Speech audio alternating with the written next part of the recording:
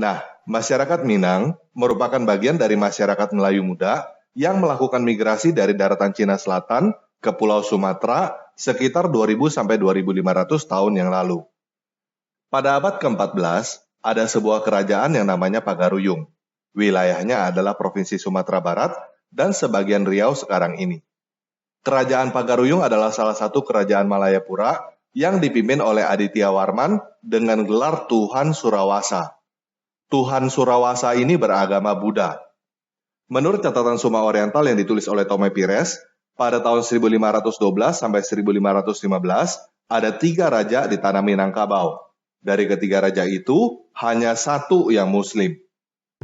Pada abad ke-17, kerajaan Pagaruyung berubah menjadi Kesultanan Islam dengan Sultan Alif sebagai raja pertamanya. Kemudian, setelah itulah baru mulai terjadi Islamisasi pada rakyat. Adat Minangkabau yang asli mau diganti dengan aturan Islam dari Arab.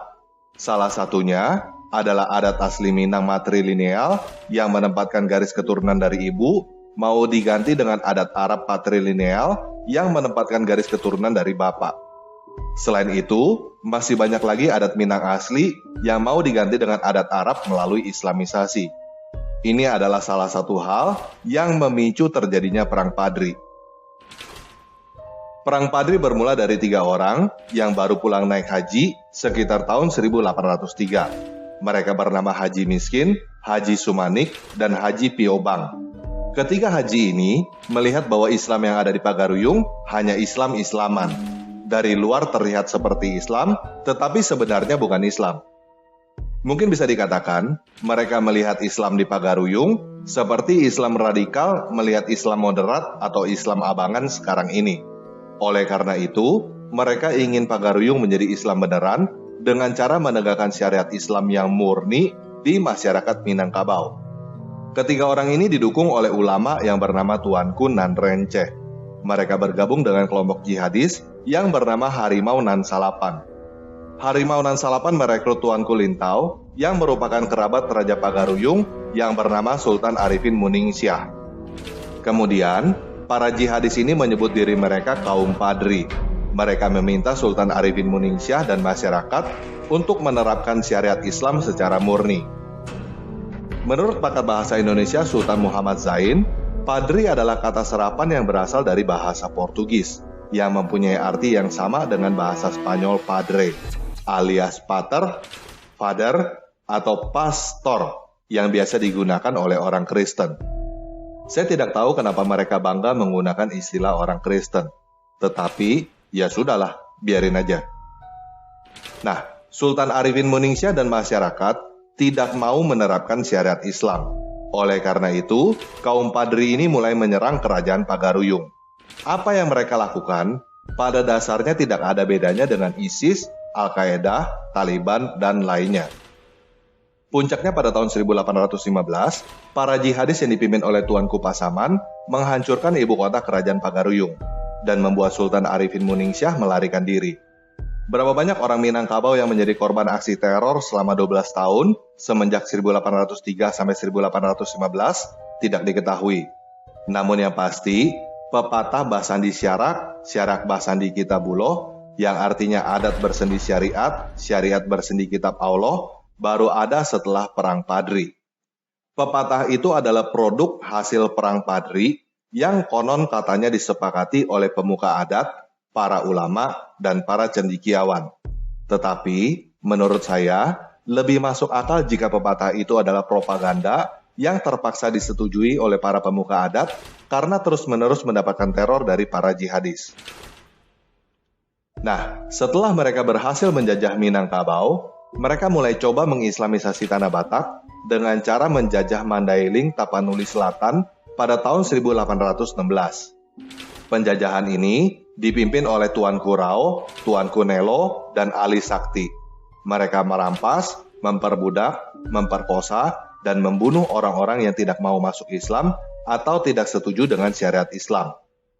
Menurut saya, cara mereka mengislamisasi Minangkabau tidak jauh berbeda dengan cara mereka mengislamisasi Mandailing. Islamisasi Tanah Batak terhenti pada tahun 1220 karena para jihadis terkena penyakit kolera dan pes. Dari 150.000 jihadis yang masuk Tanah Batak, hanya tersisa 30.000.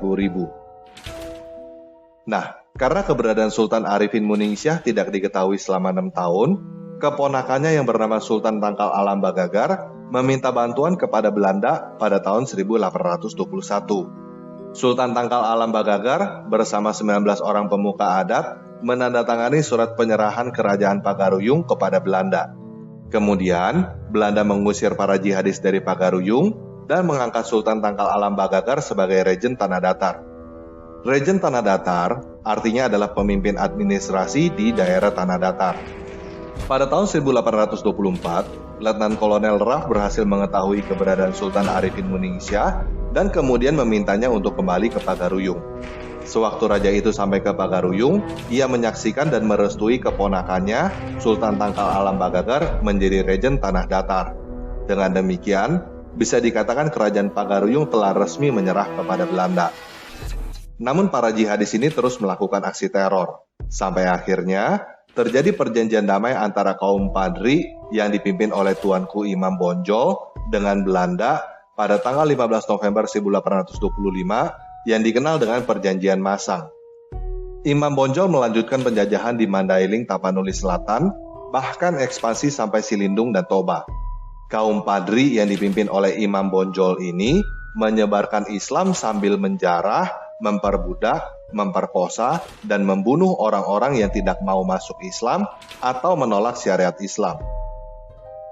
Ada yang berpendapat bahwa Tuanku Rao meninggal pada tahun 1821.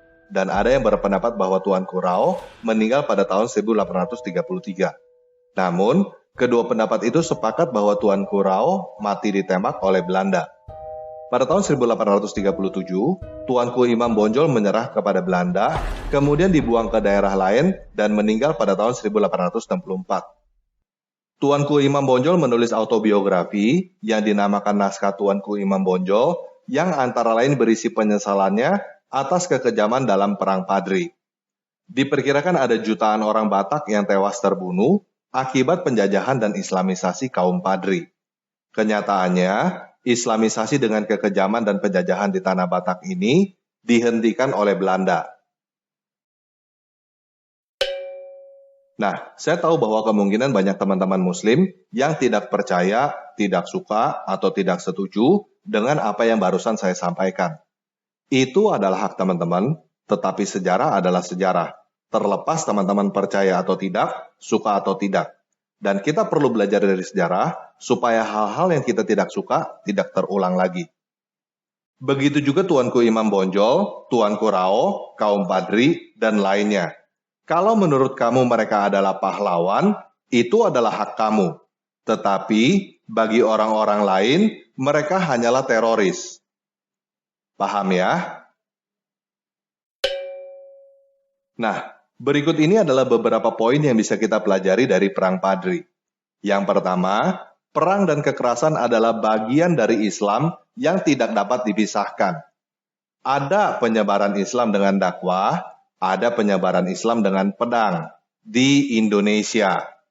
Kalau seandainya ada orang Nasrani, Yahudi, semua orang kafir yang mengatakan kepada Anda Islam dikembangkan, diekspansi dengan propaganda, katakan iya. Memang iya. Saya katakan ikhwas sekalian, memang Islam dikembangkan dengan pedang.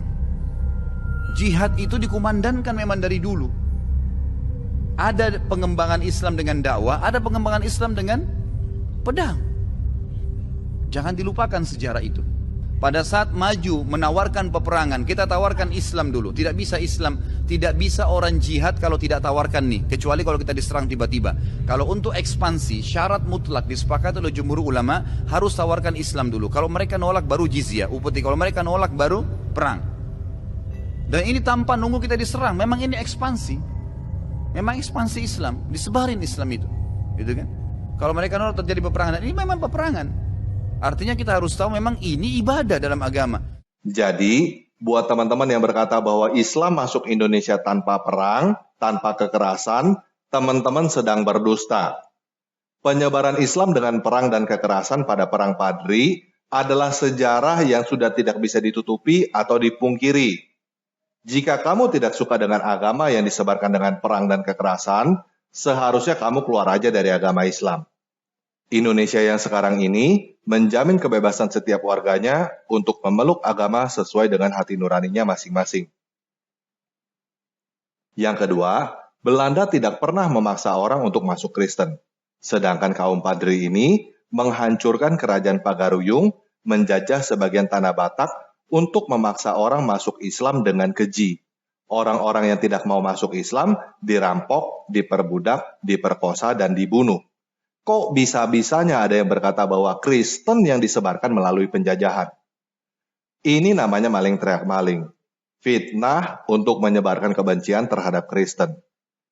Kalau menurut kamu Belanda adalah penjajah yang kejam, lebih kejam mana dengan kaum Padri yang menjajah, merampok, memperbudak, memperkosa, dan membunuh untuk menyebarkan agama?